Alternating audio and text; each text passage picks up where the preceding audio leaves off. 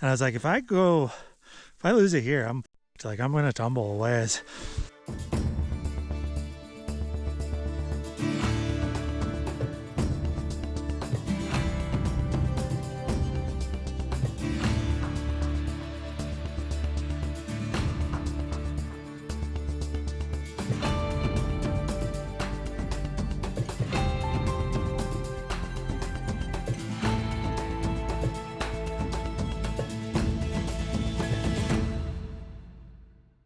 Holy freaking smackaroonies, that is a big ass mountain.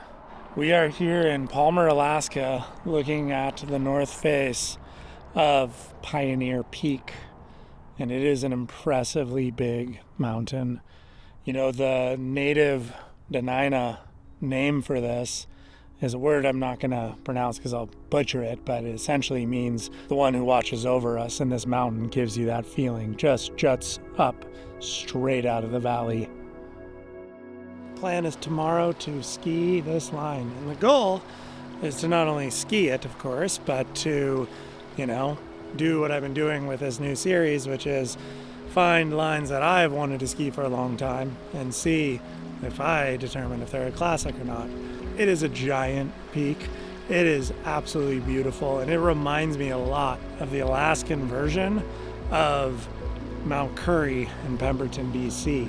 I mean, the similarities just coming straight out of the valley, huge 7,000 foot wall. It has a lot of overhead hazard. This is a line that can give you the willies for sure. I mean, any movement in the snow, you're in the firing line for the entire way up, and it is taking you out. These are those lines where I'm just kind of nervous for 6-7 hours. I just feel like I'm in the gun barrel. And it's not fun to roll the dice like that. So I've been doing my preparation and homework by being in the mountains up here in Alaska for like the last month, talking to friends that have been out in the field, talking to friends that have been out necessarily around this specific spot, and just really getting a feel for the weather, what's going on with the snowpack. So I do have a lot of confidence in it, but this is one of those lines like, if we get up on that face, we're a quarter of the way up, and I feel something we don't like, we're out of there. So as much as I would love to figure out if this is a classic or not, the main goal is, as always, come home. So let's head back, go meet up with the others, and get some shut-eye, some rest, some food, go for it tomorrow. Well, just checked into the hotel room. One thing if you've noticed is I've got a very scratchy voice. It's because I've had bronchitis for about 2 months. And these drugs I'm on to heal it makes my voice very hoarse. So anyways, check out this view. Our friends have arrived. Oh, hello. Hello. Took you a long time to answer the door, and now it makes sense. Yeah, it's getting started. Valley. Oh, it's a nice spacious room. Yeah. What's up? You guys have been living in a trailer, so this feels a lot better. There's so much room. Yeah. Well, you gotta come just look at the view. Oh, yeah. That's, Yeah. I splurged and got a balcony view. Is that your bronchitis voice? Too. Oh. That looks pretty sweet. It is. Yeah. It looks pretty sweet. It does. It's a big line. Yeah, it always looks so steep from afar, but... I actually think this is pretty legit steep. Well, I'm at the top, but I think in the middles it'll be fine. Middles It'll is be, like, totally fine. happy. Yeah. Yeah. I think the last 500 feet looks legit steep Totally. from the beta I've had.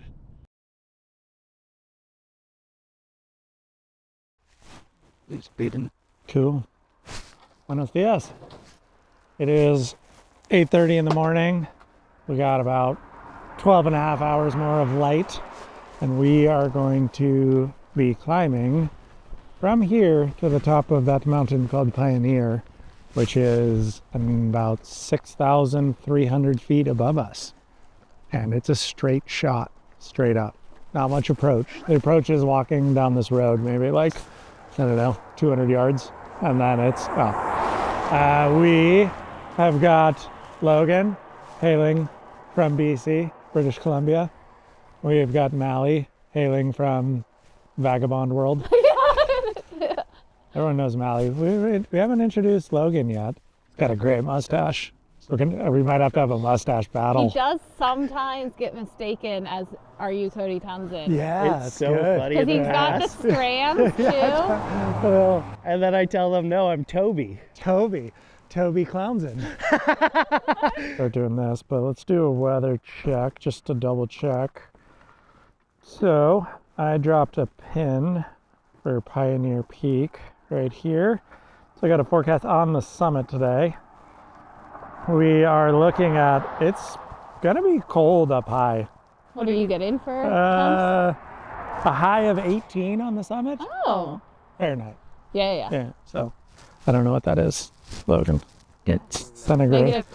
-10? Winds, gusts up to 20 Yeah. coming from the south. So there could be a little bit of wind, but hopefully it's not like ridiculous. And some cloud cover. We see some wispies, thin wispies today, and it could be, looking at the forecast yesterday, kind of coming in and out, but otherwise I think it'll be pretty mellow.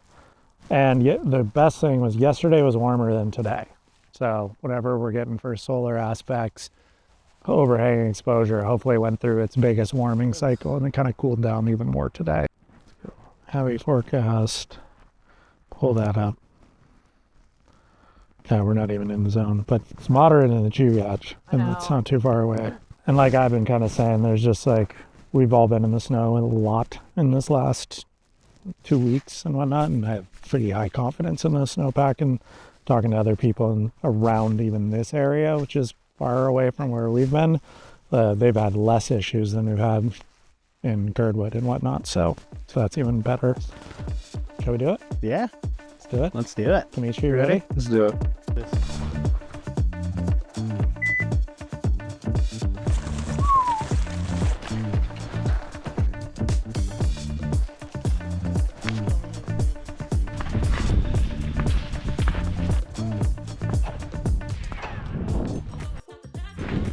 All right, Mally, where are we at? What are we doing? Okay, so we're at the first little pinch crux with the ice, some water. So transitioning now to get ready to do some scrambly, icy moves. Hopefully very easy ice moves. I hear that non-skiers call it water ice 2. Yeah. Okay, I don't know. How was your ice climbing experience? Ooh, it's there, but it hasn't been used in a while. I'm on the once a year Yeah, program. yeah, exactly, Oh yeah.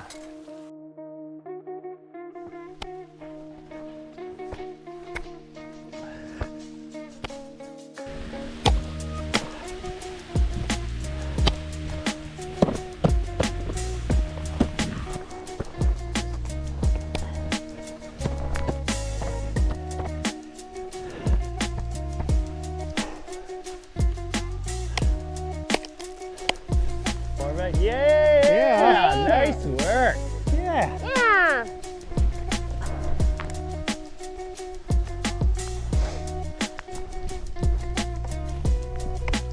What you got there? Oh, just made a little V thread for the way back down. While these waiting for these guys to come up, we might as well get some work done. Make it quicker on the way up.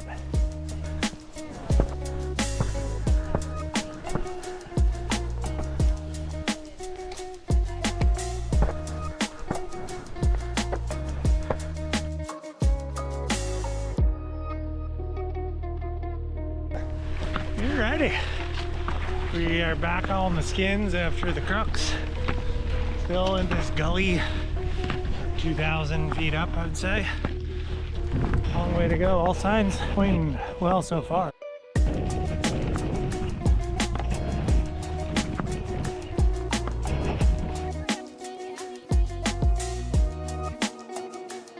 Well, I'll just take a quick little snack break. We're just shy of halfway up. We've got 11:30, so yeah, 3 hours halfway up. Makes perfect sense with a couple transitions and some ice climbing. And now we're in this massive amphitheater. Second crux coming up, which we'll figure out when we get up there. And a big steep couloir to the summit. Everything so far keeps making sense. A little more wind and downslope winds than I expected, but it's that kind of, it's almost like aged foul. It's not wind slabby, but as we keep going higher, keep figuring out. Some of these guys, and you're in these zones and you come in and it feels so big and it feels pretty intimidating, and then you have to kind of like recollect, like, now we've had 2 days of clear. Today is colder than yesterday, so warmth shouldn't be an issue. Our wind slab's going to be an issue. We can just, make those evaluations more as we go up. There's probably going to not be any sort of natural triggers for wind slabs. If they were, the last 2 days probably would have flushed them out. Don't even see evidence of real natural activity. So far everything's making sense. On days like this where you're skiing bigger features, bigger objectives, you're like, I'm always working on like having questions and then continuing to ask those questions and pay attention to those questions throughout the day.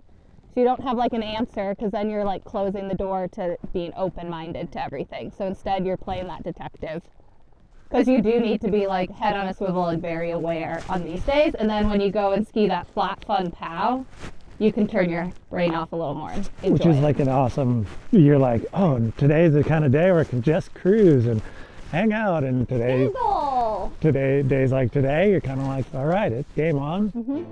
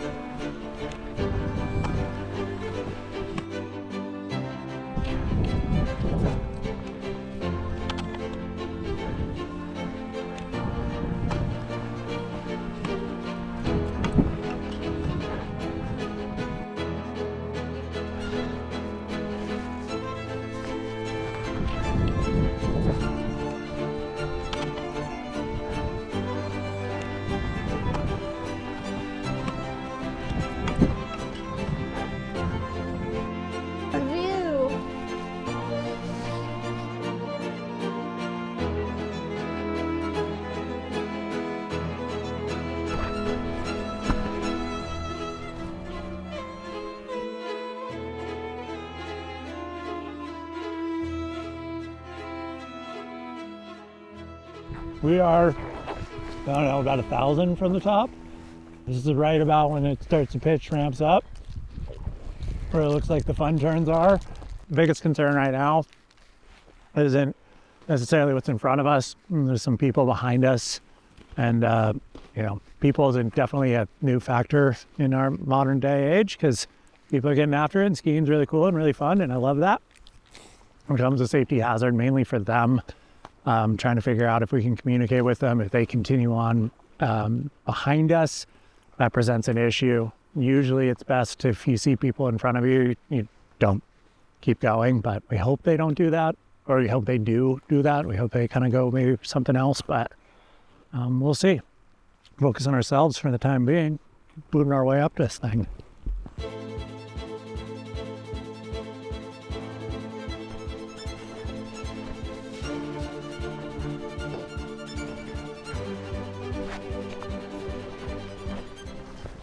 Cody just measured this as 46 degrees. I think it's always a hard game that our brains play on us to really know what degrees it is. I think it always looks steeper than it actually is. Most people would call this 50, and it's actually 46. Yeah. But it's steep, and that's what's great. It's fun. It's fun. When you get to 55, you're like, ooh, it's steep and I'm fucking scared. Yeah, I'm a little puckered.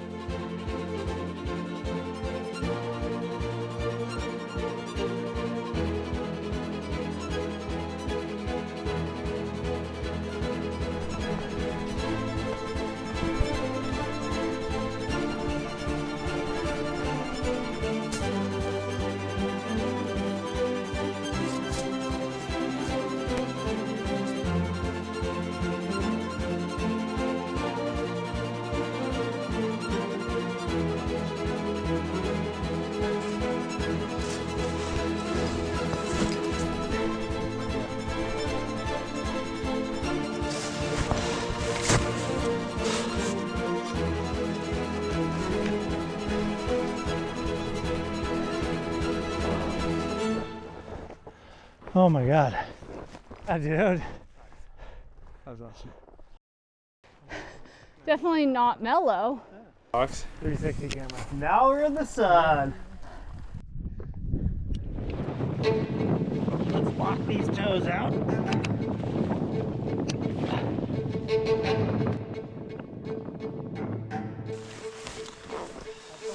Yeah, you too.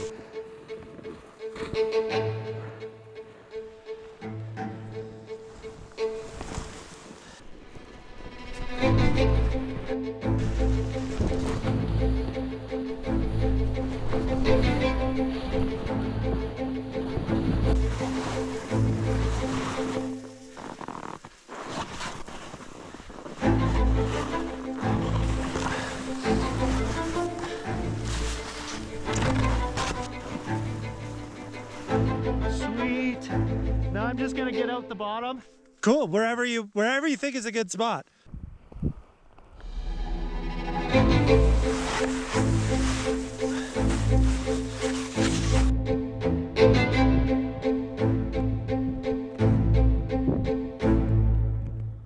Let's see how I'm gonna do this.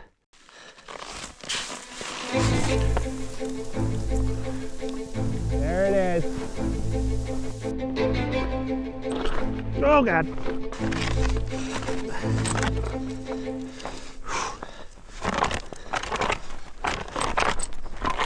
There we go. Woo! I got a little sketchy for a sec. I would Molly recommend down climbing. That was sketchy what I did. Okay.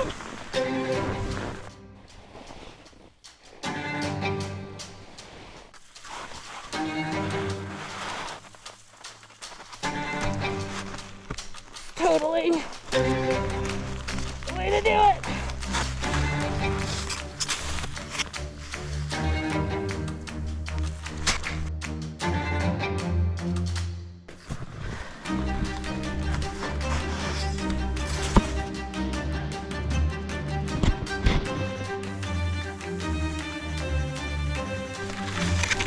Back to doing what you should do. Almost knock your ski down the mountain. I don't think I like down climbing. I don't think I'm gonna choose to do that one again.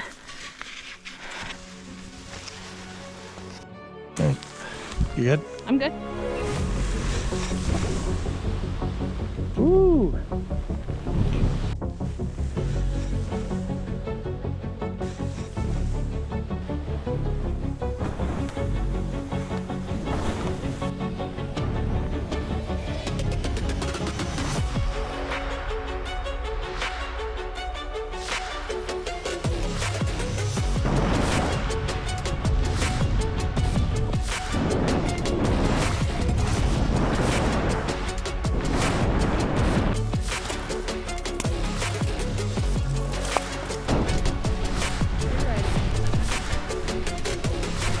Oh my God!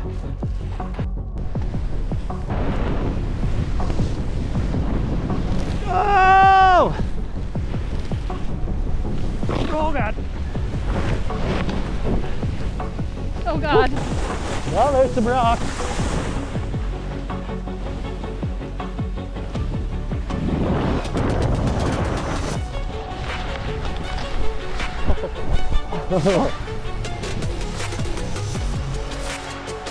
Hi. Oh! Oh God!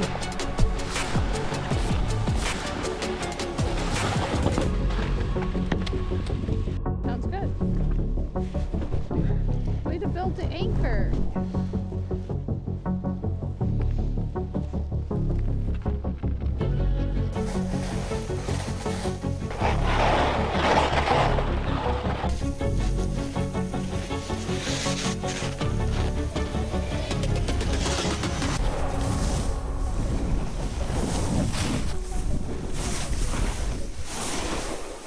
Oh man. That's good. Yeah. Oh, gotcha. Sweet.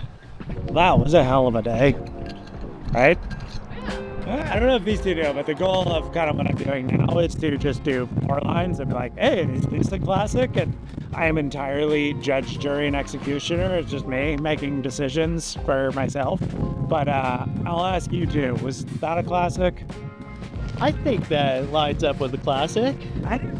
Yeah. Oh, because are we going by area? So like a classic of Alaska? Yeah, generally, I mean, it goes good to go by region. And so the biggest thing to me, what the book that came out that I followed for years doesn't have is lines that are more roadside accessible. Besides Meteorite, which is a big one, they're all, you got to heli in or go on an expedition. This one to me, like the downside is like, it's pretty big, it's pretty burly, it's a dangerous line for sure. You got to be on your game. It's on the higher end of the spectrum, but like the fact that there was tracks in there and then there was people behind us shows like, yeah, the good skiers, backcountry skiers up here are going for this a lot. Like this is, I mean, from an aesthetic appeal, it's a 10 out of 10. Like that thing is incredibly beautiful. So I would. Yeah, that's true. And it's like the view in Palmer that makes it. It's always fun when you get to look at what you're skiing. Yes. Or what you skied. It was great. It was practice all your skills and see how you do getting up to the top. And, you know, not everyone can do that.